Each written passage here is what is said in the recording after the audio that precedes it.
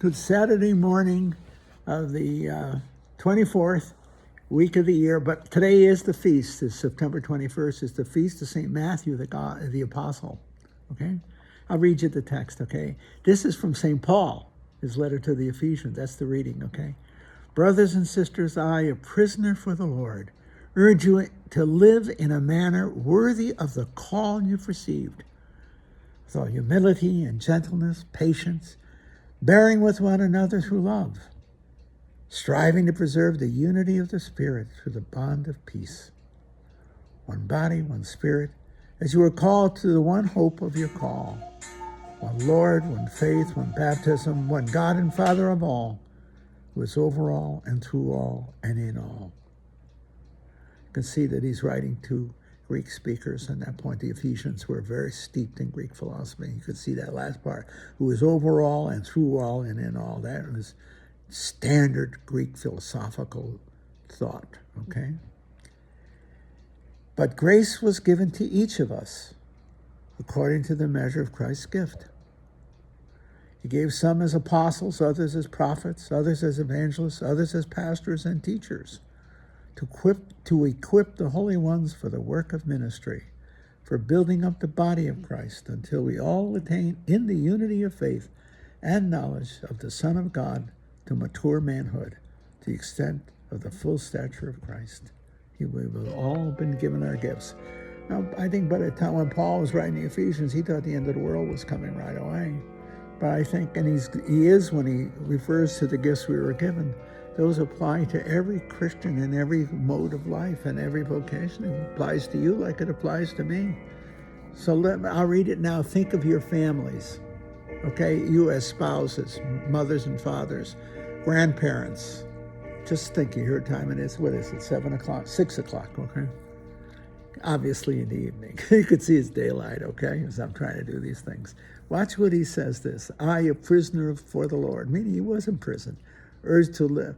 I, a prisoner of the Lord, urge you to live in a manner worthy of the call you have received, whatever that may be. And he's going to think about the apostolic roles. I think of marriage. If that isn't a calling and a sacrament, what is? You see?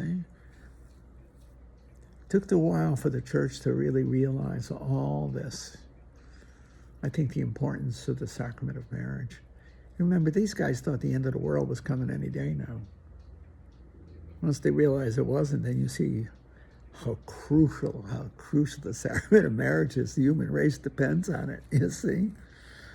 So look at what he said. Now think of it now not as a clergyman or something like that thing or whatever, an apostle. Think of a couple, married couple, all right? Listen to this.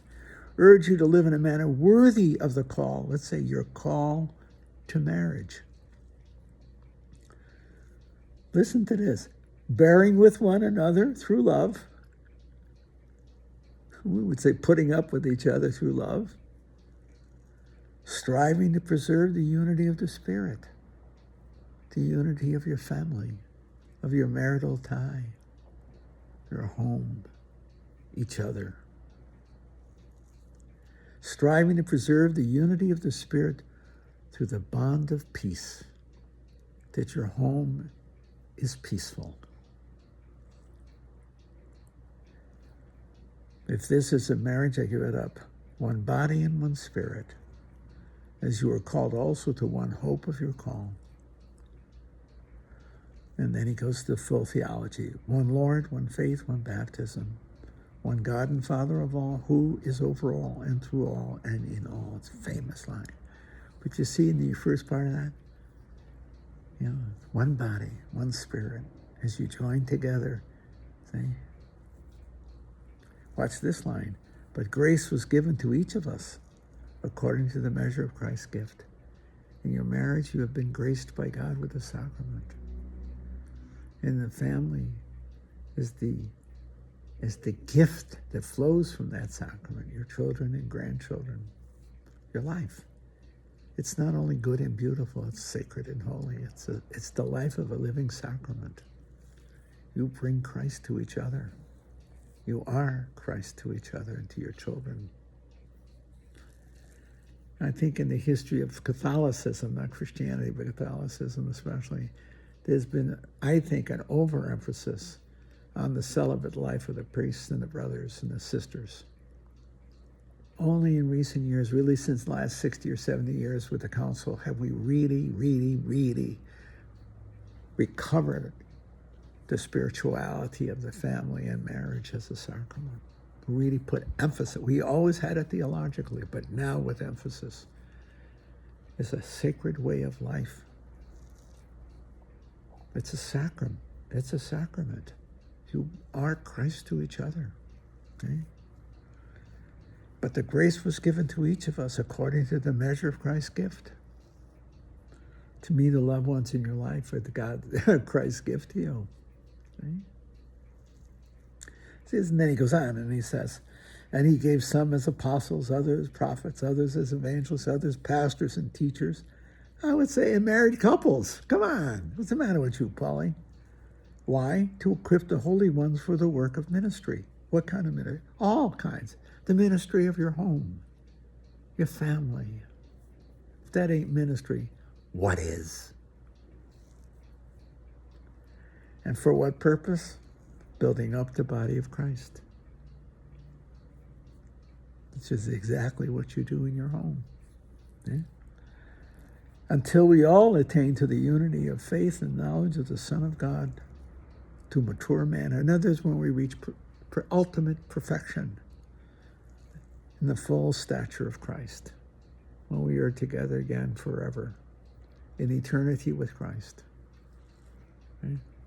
Well, your marital sacrament, the marriage sacrament. They say there's no marriage in heaven. Okay. But you're still married. In what way?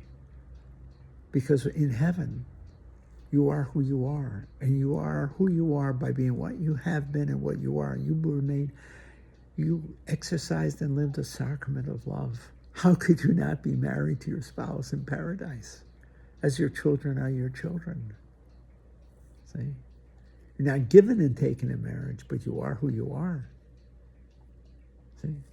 And I will be a priest in heaven and a religious. I will be who I am and what I have been and am. And it's the same with you. See? And in the resurrection, there will be the perfection of the sacrament that we have been called to and have lived. It's not going to be an abstraction. Christ rises in his body in the perfection of his humanity, his divine perfection of his humanity. That's what we will be. We will rise with Christ in our humanity, in the fullness of our humanity, which means in the fullness of our love for each other and the sacraments which we have embraced. And for you, for many of you, it will be the marital state. For me, it'll be the clerical state, priesthood, and religious life. Whatever. In our families and the extension of the body of Christ, in its immediacy and its extension. I don't know how to say it. But it won't be as if we are some kind of vague identities. We will be in the fullness of identity, of our identities as persons, as men and women who have names and have last names. You get what I'm saying? I will always be a Vitali. You will always be who you are. And I will always be son of my mother and father, grandson, okay? Uncle, Father Vitali. I will be what I am, now in glory. Now in glory. That's a beautiful hope, isn't it? Sometimes we imagine heaven as floating with the angels. It's an image. You can have it. I want to be with my family, with those I have loved and been loved by, now with an intimacy and a permanence that will last forever. No more tears, no more sorrow, but in the perfection of love. In the perfection of love. And love is always personal. It's not a philosophical proposition. It's personal. I want to be with my family. I want to be with Joan and Bill. I want to be with those I have loved and been loved by. those I have hurt and have been hurt by, but forgiven and forgiving together. As my aunt said, ci vediamo in paradiso. We'll see each other again and love each other now forevermore in paradise.